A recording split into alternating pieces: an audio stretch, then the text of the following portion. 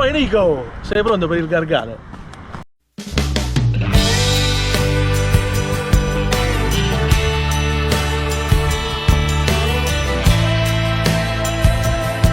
Così inizia la nostra avventura nel Gargano. Ci dirigiamo verso la famosissima località di Pugno Chiuso, quando il navigatore smette di funzionare. Arriviamo al capolinea e capiamo com'è dolce perdersi. Il guardrail così diventa confine naturale e ci dà il benvenuto a Cala della Pergola.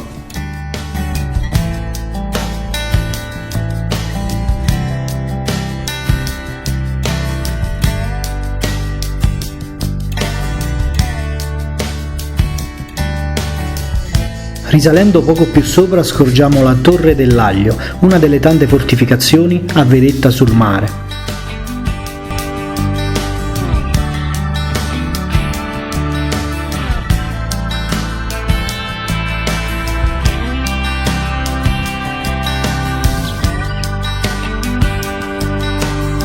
Riprendiamo la nostra marcia verso Vieste, naturalmente facendo la strada costiera.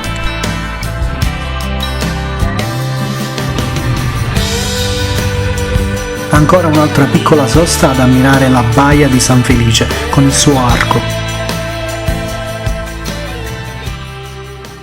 Ad accoglierci a Vieste c'è Pizzo Munno, un monolite di 25 metri, posto all'entrata del paese come a difenderlo.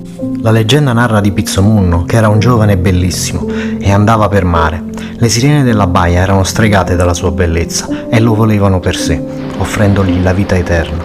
Ma l'amore che egli provava per la sua Cristalda era inattaccabile. Così le sirene, colte da un raptus, rapirono la sua amata, portandola con sé negli abissi. Dal dolore Pizzo Munno si pietrificò.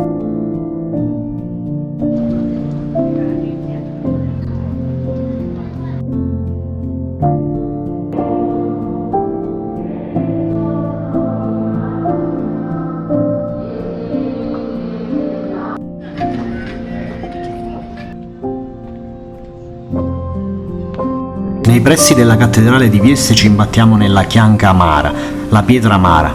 Questa pietra antica è memore dell'eccidio del 1554 da parte del corsaro Dragut, che cinse d'assedio per 7 giorni la città. Al termine dell'assedio si narra che il sanguinario corsaro fece inginocchiare 5.000 persone su questa pietra e le decapitò. Ultima tappa, la spiaggia di Pignanotica. Se siete arrivati fino a qui a guardare il video io vi ringrazio e se volete la seconda parte del Gargano scrivetemelo nei commenti e se ancora non l'hai fatto iscriviti al canale.